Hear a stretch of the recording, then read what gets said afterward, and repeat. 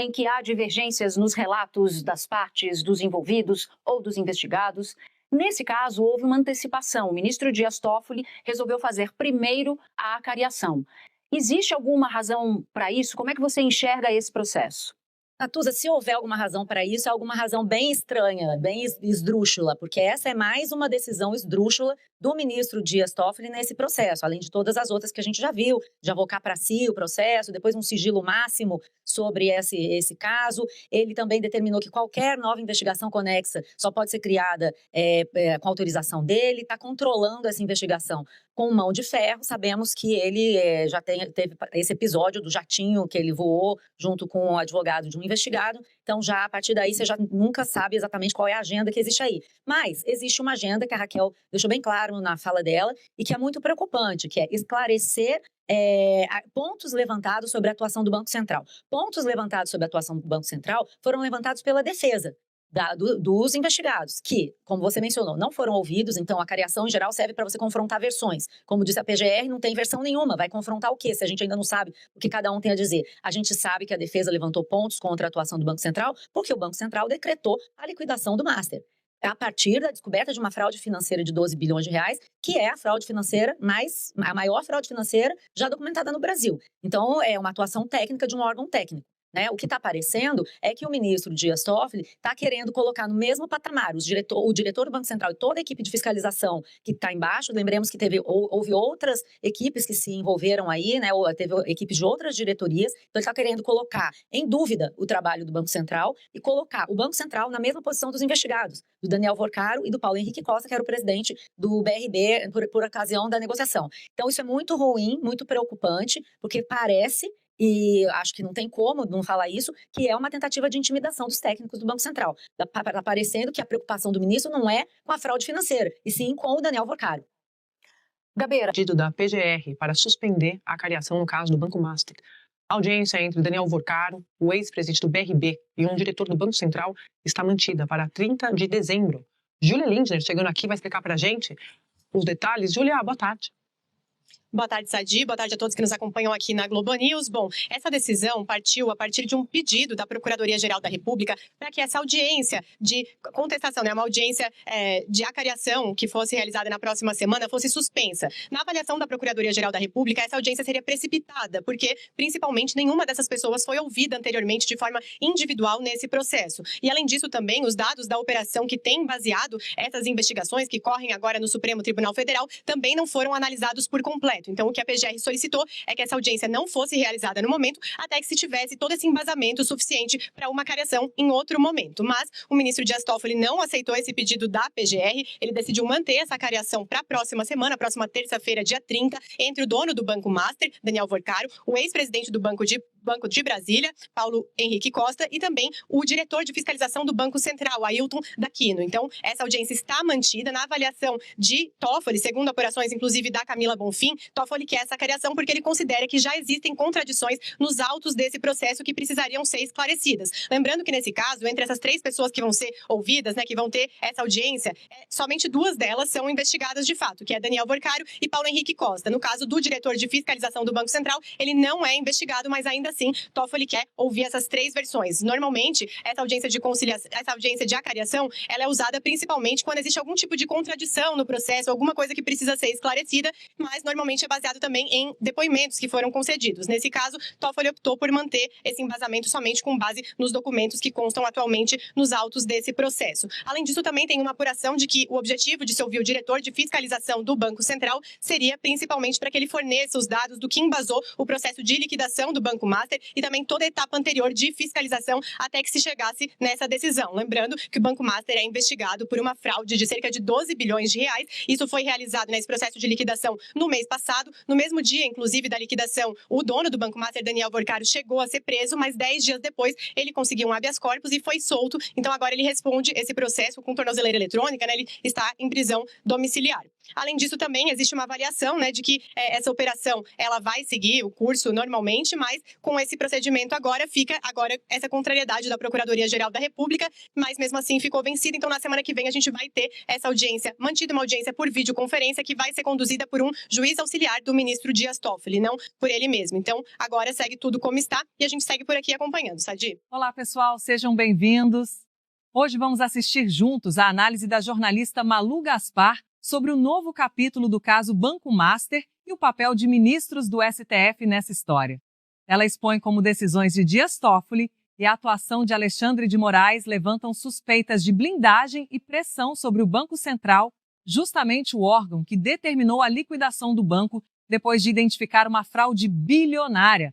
Se você quer entender por que esse assunto está repercutindo tanto, fica comigo até o fim.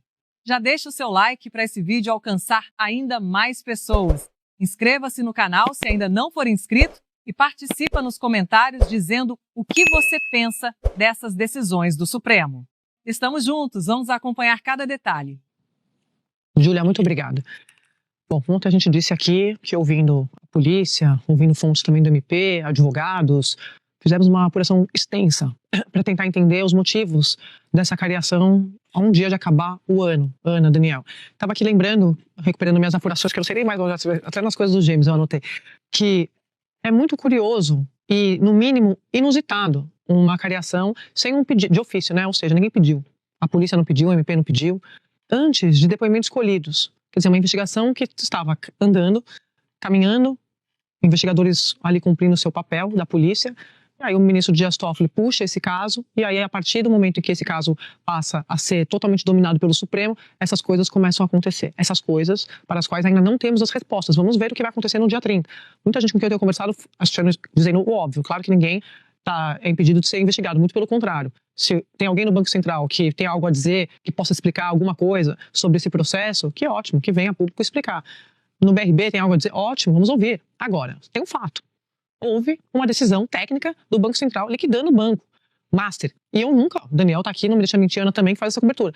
Nunca vi ninguém, não tem ninguém achando esquisita essa liquidação.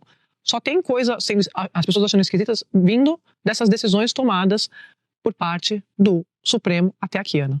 É importante a gente lembrar que o que está no Supremo Tribunal Federal sobre esse guarda-chuva do ministro Dias Toffoli é o produto daquela operação Compliance Zero da Polícia Federal, que investiga Banco Master, a compra do BRB pelo BRB do Banco Master, que tem ali pelo menos 12 bilhões de papéis podres sob investigação. Não tem nada a ver com a liquidação, que foi um processo posterior. Então, quando a gente normaliza que um ministro do Supremo tenta trazer o diretor de fiscalização sob a alegação de que ele quer perguntar a liquidação do banco, opa, o que está acontecendo nessa nuvem de segredo que está tudo sob sigilo? Só quem questionou até agora a liquidação, além da defesa de Vorcaro, que quer questionar isso, tem interesse, inclusive, para processar o Banco Central, é um ministro do Tribunal de Contas da União, que também causou espécie em outros ministros do TCU, que o ministro Jonathan de Jesus, que fala, será que a liquidação foi precipitada? E agora o ministro Dias Toffoli, porque, mais uma vez, como a gente contou aqui ontem no Estúdio I, quem tratou do não para a compra do Master pelo BRB foi outra diretoria, outro diretor de organização do sistema financeiro. A diretoria de fiscalização não tinha a ver com isso, teve a ver com um processo posterior, que foi o da liquidação. Então, a gente não sabe os detalhes, porque infelizmente até a decisão do ministro Toffoli está em sigilo, mas são muitas estranhezas no caminho desse processo e a gente espera saber em algum momento o que está acontecendo. E quem está acompanhando muito de perto esse caso, sempre me diz assim, é praticamente impossível alguém ter coragem de transformar um caso dessa monta, como diria Odete Reutemann, numa pizza, Daniel. Porque o sigilo máximo para o caso existe, mas as provas e o tamanho da fraude é muito claro. É muito claro, é uma fraude gigantesca que está sob escrutínio dessa investigação. E como a Ana colocou, é muito estranho o ministro fazer referência justamente a algo que não é objeto da ação. A liquidação não é objeto da ação, não é objeto dessa investigação. E a gente começa a ter várias estranhezas e todas as estranhezas vão na mesma direção, que é questionar a liquidação. Liquidação que seguiu trâmites técnicos, liquidação que é um gesto forte que foi executado pelo Banco Central. Quando você tenta reverter a liquidação, ou pelo menos tenta tumultuar, isso interessa aos acionistas do Banco Master e apenas aos acionistas do Banco Master. Porque num cenário hipotético, ainda que improvável de reverter a liquidação, eles voltam a ter o controle do banco. E num cenário onde a liquidação ela é tumultuada, o patrimônio dos acionistas, que acaba sendo bloqueado no processo de liquidação, pode ser preservado parcialmente ou integralmente. É disso que se trata aqui. E isso está gerando muita estranheza. Por que a liquidação está em causa? A gente precisa de uma justificativa para colocar essa liquidação em suspeição. Não apareceu nenhuma justificativa. Nenhuma justificativa. Agora, justificativa para liquidação, você tem aos borbotões. E isso está muito estranho. Está muito estranho, porque a questão da liquidação, essas estranhezas vão sempre nessa direção. Ah, mas a liquidação, hein? E a liquidação? A liquidação foi correta. Foi absolutamente correta e seguiu trâmites técnicos. Agora, você explicou aqui ontem como se dá esse processo e a importância também do Banco Central e dessa diretoria específica, né, que participa desse processo todo. Eu queria que você explicasse de novo, porque como esse diretor foi chamado, o que ele pode ter a explicar sobre esse processo da liquidação? Muito provavelmente ele vai explicar quais foram os elementos técnicos que levaram a essa decisão, a decisão de liquidar o Banco Master. Quando você decide liquidar um banco, a ideia de liquidação é liquidar os ativos, ou seja, transformar os ativos em dinheiro. É pegar o patrimônio do banco, pegar as propriedades do banco, pegar os recebíveis do banco, tudo aquilo que o banco tem a receber e transformar em dinheiro. Você pega esse dinheiro e liquida os passivos, quer dizer, paga os passivos. E dessa forma você acaba pagando os fornecedores do banco, os clientes do banco, os funcionários do banco, todas as pessoas para as quais o banco deve dinheiro. É isso que significa um processo de liquidação. Agora, claro, transformar esses ativos em dinheiro é algo que demora, é algo que leva tempo. E nesse processo de liquidação dos ativos, entra também o patrimônio dos acionistas. O patrimônio dos acionistas pode ser utilizado para pagar as dívidas do banco, e é correto que seja assim. Afinal, os acionistas do banco acabam sendo solidários nesse processo. Nós tivemos, ao longo de vários meses, uma movimentação por parte do Banco Central, tivemos o levantamento aí de elementos ligados à fraude, que foram investigados pela Polícia Federal, e o Banco Central tomou a decisão correta de caminhar na direção da liquidação, com o objetivo de estancar um problema e evitar que isso se tornasse algo ainda maior que pudesse eventualmente contaminar o sistema financeiro nacional. Quando você questiona a liquidação, sem qualquer tipo de argumento, sem qualquer tipo de elemento concreto, isso gera um certo desconforto e um certo questionamento de quais são os interesses, o que está se querendo com esse tipo de movimentação através dessas sucessivas estranhezas. Nós temos tido sucessivas estranhezas na mesma direção, que é tentar questionar por que a liquidação foi feita e se ela deveria ter sido feita. Prestem atenção neste ponto fundamental. A Procuradoria-Geral da República, que é o órgão responsável por conduzir investigações dessa natureza, pediu a suspensão da acariação. O motivo? Ninguém tinha sido ouvido individualmente, os dados da operação ainda não estavam completamente analisados. Era o básico do procedimento técnico. Mesmo assim, o ministro Dias Toffoli mantém a audiência e coloca o diretor de fiscalização do Banco Central lado a lado com 2 investigados. Reparem, o diretor não é investigado. Ele foi quem identificou a fraude e determinou a liquidação do banco. Ele fez o trabalho correto. Então a pergunta que fica é: como pode haver contradição a ser esclarecida se ninguém falou oficialmente ainda? Que tipo de sinal isso passa para os técnicos do Banco Central, que fizeram exatamente o que deveriam fazer ao liquidar uma instituição envolvida em fraude bilionária? Deixa nos comentários, você acha normal um ministro do STF ignorar a PGR e colocar quem fiscalizou o banco no mesmo nível de quem fraudou? Bora continuar?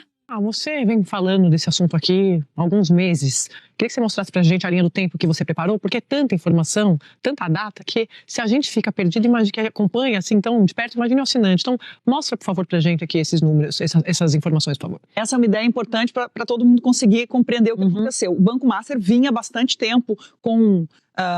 havia suspeitas a respeito da saúde financeira da instituição. E aí, em 28 de março desse ano, o BRB, que é um banco público de Brasília, anunciou a compra de ações do Banco Master, mais da metade do Banco Master.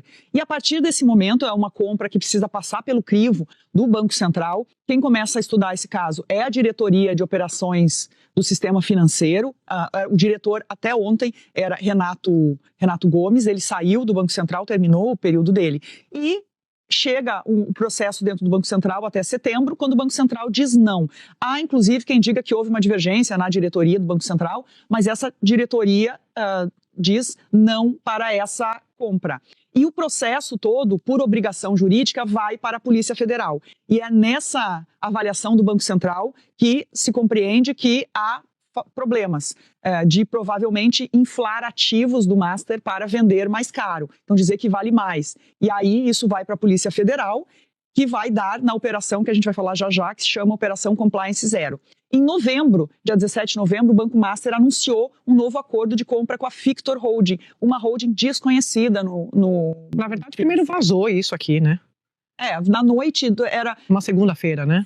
se eu não me engano, foi numa terça-feira esse anúncio. Na segunda-feira, Vorcaro liga para o diretor de fiscalização do Banco Central para dizer que ele precisava antecipar a reunião. E aí, na antecipação dessa reunião, ele fala, eu vou trazer uma solução com dinheiro dos Emirados Árabes. E no dia seguinte anuncia isso. Não, 17 foi uma segunda, Foi uma e dia 18, terça-feira, eu procurando se foi terça. Muito bom, Foi claro que foi anunciada a liquidação. É Natal, gente, calma também. Terça-feira não costuma vir lembrava depois se da era Depois, terça. mas era isso, a minha memória, porque eu lembro que vaza o acordo, e aí começa aquela confusão, todo mundo, do que se trata. Quem é essa Fictor, como assim essa compra? Há muita dúvida. Quem são esses investidores árabes? Que nesse processo, o Fundo Garantidor de Créditos está negociando também com o Master para que coloquem mais dinheiro, até de bens dos sócios, para tapar o buraco. O Fundo Garantidor de Crédito estava acompanhando um buraco que hoje a gente sabe que é de 40 bilhões. Sim. Lá. Bom, quando anuncia essa compra da Fictor, é quando o Vorcaro está saindo do Brasil para ir aos Emirados Árabes, segundo ele. E aí acontece a Operação Compliance Zero, na noite de 17 para 18, ele é preso, e o Banco Central também decreta a liquidação do Banco Master. Aí, já Vorcaro preso, há uma turbulência no mundo político, pelas conexões de Vorcaro com o mundo político. Eu ainda vou trazer aqui detalhes, porque o celular de Vorcaro é considerado explosivo, ele não deletava nada das conversas. Então, hoje esse Foi celular apreendido nesse dia, mas foi apreendido, está no backup da Polícia Federal. O ministro Dias Toffoli determinou sigilo completo. A CPI do INSS obteve esse material e Toffoli deu apenas acesso ao presidente do Senado a respeito disso. Lembrando que há um fundo do Amapá, assim como do Rio de Janeiro, que colocou muitos milhões no banco. É o segundo, né? Rio, Amapá. Rio e Amapá botou muito dinheiro no Master e recursos que o Fundo Garantidor de Créditos não devolve. Bom, aí o próprio Vorcaro é solto, fica 10 dias, né, em 28 de novembro, e a partir daí começa então uma guerra mesmo na Justiça. O ministro Dias Toffoli assume o caso e decreta o sigilo. Importante a gente dizer da viagem revelada pelo nosso colega Lauro Jardim, do Globo, em que ele vai assistir a final Palmeiras e Flamengo e está num jato de um empresário com um advogado de um final que aconteceu no dia 29 de novembro. E aí, na sequência, ele atendeu ao pedido desse advogado. Da defesa. Ele, no mesmo dia, a viagem ocorre no mesmo dia em que Toffoli assume o caso, né? E aí ele decreta sigilo 2 de dezembro. No dia 4, a CPI do INSS pede... Só um parênteses também, é importante dizer que ele puxa para o Supremo o argumento que a gente teve acesso, porque teria um contrato de uma transação imobiliária que não foi concretizada entre o Vorcaro e um deputado, Bacelar, e aí, por isso, por ter prerrogativa de foro, o deputado teria motivos para levar para o Supremo. E sempre disse aqui que quem acompanha, quem participa de investigação sempre achou que não fazia o menor sentido. Contrato e deputado que não eram objeto. Não eram objetos, por causa disso. Então, assim, porque a polícia sempre teve muito cuidado com isso. Porque isso foi encontrado no material da Polícia Federal, né, quando fez a Operação Compliance Zero. Aí sobe para o Supremo, ele atende o pedido, parcialmente, né, o pedido da defesa, a CPI pede os dados vão para a CPI, mas aí, na sequência, o ministro Toffoli dá apenas acesso dados ao presidente do Congresso Nacional, Davi Alcolumbre. No dia 18 de dezembro, aí também começa uma outra parte muito estranha disso tudo, que o Tribunal de Contas da União, um ministro individualmente, que é o ministro Jonathan de Jesus, pede em 72 horas esclarecimentos para o Banco Central sobre a liquidação, dizendo que a liquidação parecia ter sido, que aconteceu de forma prematura. Outros ministros do TCU estranharam muito essa decisão. E aí, agora então, ontem, né, véspera de Natal, 24 de dezembro, o ministro Dias Toffoli determinou uma cariação entre investigados que ainda não haviam sido ouvidos, né, não havia ocorrido ainda a oitiva. 2 investigados, Daniel Vorcaro e o ex-presidente do Banco do BRB, e incluiu na cariação também o diretor de fiscalização do Banco Central. De novo, não é a diretoria que foi responsável pelo negócio entre BRB e Master, anunciado e que não foi autorizado pelo Banco Central. É o diretor responsável pela liquidação do banco. Daniel, consegue explicar para a gente? Pode voltar aqui, por favor, Fê? Para o dia 28 de março, porque eu me lembro muito bem quando o BRB anunciou essa decisão e as pessoas não só não entenderam, como o BRB também, né? Muito ligado ali à cúpula, a integrantes da política. Então, essa rede de contatos do Vorcaro, que você está dizendo que no celular explosivo, eu sempre disse aqui, no dia que ele foi preso, eu falei, Brasília não vai dormir. Aí no dia que eu subiu para o Supremo, que Brasília no sentido da política, estava me dizendo, estamos respirando aliviados, porque hoje você tem a concentração das informações do Master com alguns personagens. Toffoli, Alcolumbre, você mostrou ali, foi para a CPI, e quem está investigando, e os advogados. Mas estou falando do mundo político, são esses grandes personagens. Então Brasília conseguiu, não estava mais tomando remédio para dormir, entendeu, Daniel? Mas aqui, BRB anuncia a compra de ações do Banco Master. Explica por que chamou a atenção o BRB e depois a Fictor. Chamou a atenção, em primeiro lugar, no caso do BRB, por conta do valor. O valor que o BRB se propôs a pagar pelas ações do Banco Master foi considerado, na altura, completamente desproporcional. Sim. Soma-se a isso o fato do BRB ser um banco estatal, consequentemente, que tem ali na sua diretoria pessoas que são ligadas ao mundo político e que, consequentemente, são permeáveis a alguma influência política, isso gerou ainda mais estranhamento. O Banco Central ele foi avaliar justamente esse pedido de compra e depois nós ficamos sabendo que o Banco Central chegou à constatação que você tinha ali operações fraudulentas envolvidas e que, consequentemente, não seria possível autorizar essa compra do Banco Master. E quando o Banco Central nega que o Banco Master seja comprado pelo BRB ou que tem uma parte importante das suas ações compradas pelo BRB, o Banco Master vai atrás de um outro comprador. E aí aparece justamente a Fictor Holding em novembro, dizendo que iria ser ali uma nova compradora do Banco Master. O grande estranhamento que havia no mercado é que ninguém conseguia entender a lógica financeira desses negócios que estavam sendo propostos. Por que alguém quer comprar um Banco Master por esse valor? Já se sabia realmente no mercado os problemas que o Banco Master tinha em termos de balanço, em termos de ativo, em termos de operações, em termos de alavancagem, de exposição ao FGC e assim por diante. E parecia muito improvável que você tivesse mais de um comprador disposto a pagar valores muito substantivos pela compra de um banco que não era exatamente um banco tão saudável. Isso foi criando ali um caldo de estranhamento no mercado e, somado às investigações que aconteceram no âmbito da Polícia Federal, levantando aí questões relacionadas à fraude, que levou também a essa panela de pressão a explodir com a operação policial em novembro. Eu só queria trazer uma informação sobre como está o processo de liquidação dentro do Banco Central. Há um liquidante externo que foi nomeado e ele tem 6 meses a partir ali de novembro para apresentar o balanço do banco. Então, realmente passar em revista tudo, bens, enfim, e aí apresentar isso ao Banco Central. Quer dizer, ainda está num processo inicial de revisão de todos os valores do banco. Deixa eu trazer para vocês, hoje tem um artigo muito bom do ministro aposentado, ex-presidente do Supremo, decano da Corte, Celso de Mello, defendendo aquela proposta de um código de ética aos integrantes da Corte. Vou rodar aqui para vocês. Tenho contado para vocês que esse código de conduta do ministro Fachin, que é o atual presidente do Supremo, está dividindo opinião lá dentro da Corte. Muitos ministros dizendo, olha só, isso neste momento, parece que é uma resposta a esses casos revelados que expõem, né, trazem esses desgastes para a Corte, pelas figuras do ministro Toffoli e do ministro Alexandre de Moraes, mas como eu sempre disse aqui, isso é uma bandeira de sempre do ministro Edson Fachin. Com o ministro Fachin, de fato, lá dentro, assim, que se posicionou ao lado dele, a ministra Carmen Lúcia. Todo esse debate ainda está sendo feito nos bastidores. Aí tem esse artigo aqui do ministro aposentado Celso de Mello no Estadão, que ele defende, ele diz assim, que essa proposta de adotar um código de conduta merece amplo apoio da cidadania, que é uma medida de Estado moralmente necessária e do ponto de vista institucional, que é uma medida urgente, tá? Aí roda aqui outro trecho, por favor, quando o ministro Celso de Mello comenta o seguinte, que o Código de Conduta não reduz a independência dos ministros, que, pelo contrário, né, protege, afasta suspeitas, previne de constrangimentos e fortalece a autoridade moral das decisões da Corte. A transparência é virtude que reforça os pilares republicanos. Achei o artigo bem extenso, muito bom, e uma posição bem certeira do que o Supremo, como eu já disse aqui, também tem debatido. Ministros, eles não acham que não tem que ter um freio de arrumação, mas é preciso debater um texto. Mas eu acho que, como diz o ministro Celso de Mello, não é nem passou da hora, né, Ana? É verdade. E de um ministro extremamente respeitado dentro da Corte, sempre foi assim, um decano com um grande lastro na Corte.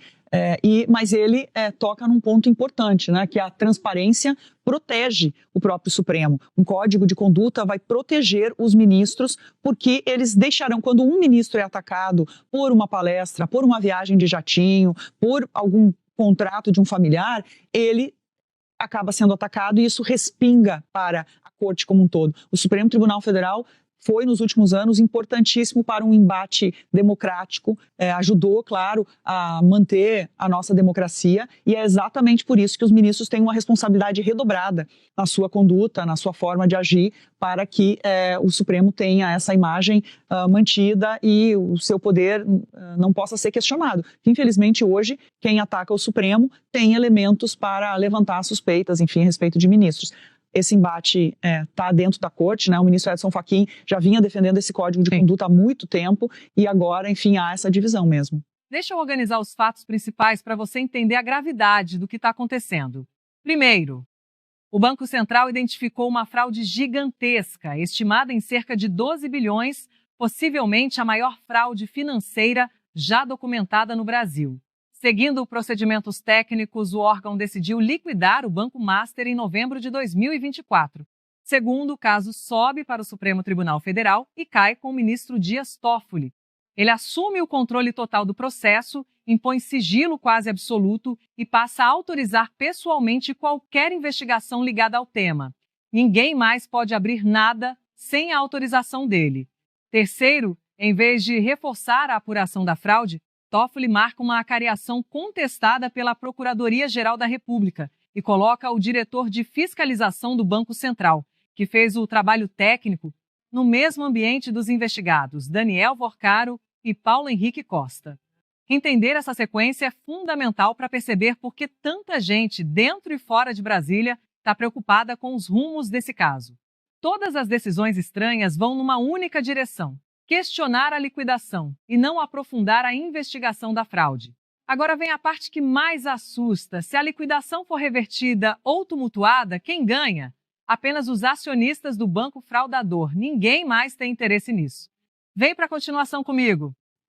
Para falar sobre o código de conduta, a gente vai conversar agora com o professor Gustavo Sampaio. Professor, Feliz Natal, muito obrigada pela participação aqui no Estúdio I. Boa tarde, seja bem-vindo. Boa tarde, Andréia. Um santo e feliz Natal para você, para todos, na redação, na Globo News e àqueles que nos assistem. Professor, queria que o senhor explicasse para o nosso assinante, por favor, como é que funciona esse código de conduta em outros países. A gente já mostrou aqui alguns países, por exemplo, esse da Alemanha, que é citado por muitos ministros, inclusive, porque eles dizem assim, já existem essas regras, essas leis já existem, mas você não tem isso compilado no Brasil. Como é que funciona em outros lugares?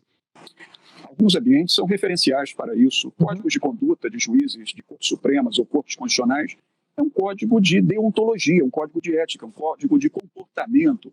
E nós temos dois exemplos marcantes, embora diferentes entre si, o dos Estados Unidos da América para os 9 juízes da Corte Suprema, e na Alemanha, onde vigora não um modelo de Corte Suprema, como se comenta muito aqui no jornal, mas sim um modelo de Corte Constitucional, que é exatamente uma corte concentrada na defesa e na guarda da Constituição do Estado Nacional, lá na Alemanha, da Lei Fundamental de Bonn de 49, dos seus grandes princípios que informam o direito democrático alemão. Então, o Código de Conduta é uma necessidade, é importante. E, para concluir, Andréia, é importante dizer que aqui no Brasil ele é necessário, porque, embora nós tenhamos a Lei Orgânica da Magistratura Nacional, que é a Lei Complementar número 35 de 1979, uma lei lá do final do tempo do regime militar, mas que foi recepcionada pela Constituição de 88, essa lei orgânica, ela estabelece normas gerais de comportamento para toda a magistratura brasileira, dos juízes da primeira instância, dos juízes de direito e juízes federais, até os ministros do Supremo Tribunal, passando pelos desembargadores, pelas desembargadorias dos tribunais de apelação, mas é uma lei de 79 que não abrange a profundidade dessa realidade midiática do mundo contemporâneo da tecnologia, compreende? E um outro dado também para concluir. O Conselho Nacional de Justiça, que é um órgão administrativo do Poder Judiciário importantíssimo para fiscalização e controle, inclusive do comportamento da magistratura no Brasil inteiro, ele abrange toda a magistratura brasileira, ele fiscaliza toda a magistratura brasileira de primeira instância, os 94 tribunais de apelação e tribunais superiores, exceto quem, Andréia? Exceto o Supremo Tribunal Federal, que é o único tribunal que está de fora do controle do Conselho Nacional de Justiça. Então, também por essa razão, é muito saudável e urgente, como diz o ministro Celso de Mello, que seja estabelecido um código de conduta para os juízes do Supremo Tribunal Federal. A própria Suprema Corte tem muito a ganhar com isso. Doutor Gustavo, é Ana Flor aqui. Eu queria perguntar para o senhor de que maneira o senhor vê esse código acontecendo se há divergências dentro do tribunal, né? O tribunal é a Corte Suprema. Não vai, ninguém vai obrigá-la a fazer um código de conduta se ela própria não quiser. O senhor vê a pressão da sociedade? O senhor vê de alguma maneira isso sendo construído, se não com a concordância de todos os ministros? Sabe, Ana, eu acho que essas transformações que acontecem em ambientes que são ambientes menos controlados, menos fiscalizados, exatamente por estarem ali na ponta extrema do sistema de freios e contrapesos, de fato, um dos órgãos menos submetidos a controle na República é o Supremo Tribunal Federal, porque o Poder Judiciário já é o poder que dá a palavra final e o Supremo Tribunal já é a instância máxima de cúpula desse poder que controla os demais. Então ele é menos sucumbente a controles externos. Todavia, essas transformações ocorrem, Ana, quando há consensos nacionais. E quando consensos nacionais não podem mais ser negados. Quando fica desconcertante empurrar para frente um consenso nacional. Me parece como há experiências exitosas em outros países do mundo e como a Constituição da República. Eu estou falando da Constituição a qual o Supremo Tribunal Federal, Ana, se destina como guardião dela. O Supremo Tribunal é o guardião da Carta Magna, é a palavra mais forte em defesa da supremacia da Constituição. Como a própria Carta Magna da República fala, em transparência máxima, publicidade como princípios fundantes de cláusulas pétreas, princípios constitucionais elementares. Ora, um código de conduta, ele vai no sentido, inclusive, da transparência máxima, da publicidade. Esse código de conduta não é um código para proibir. Não é um código para restringir, é um código para esclarecer, para publicizar, para dizer o que se pode, o que não se pode fazer, mas dentro do que se pode, o que se deve transparecer disso tudo. Então, um código de conduta como esse vem na toada de um movimento nacional por transparência e publicidade. E eu quero acreditar, Ana, que um tribunal defensor da supremacia da Constituição da República há de ser o primeiro a defender este código, como um código revelador do que há de bom no Supremo Tribunal Federal e do importante serviço que ele presta à sociedade. Professor, boa tarde. É o Daniel perguntando como funciona em outros países quando um ministro eventualmente viola o Código de Conduta. Quais são os mecanismos de controle que podem existir nesse caso? Isso varia de país para país, Daniel. Por quê? Porque, na verdade, há uma diferença entre comportamento fixado em Código de Conduta e prática eventual de crime por algum magistrado, o que é exceção, excepcionalíssima, não é regra. E isso nós já temos bem estabelecido, por exemplo, na ordem constitucional brasileira.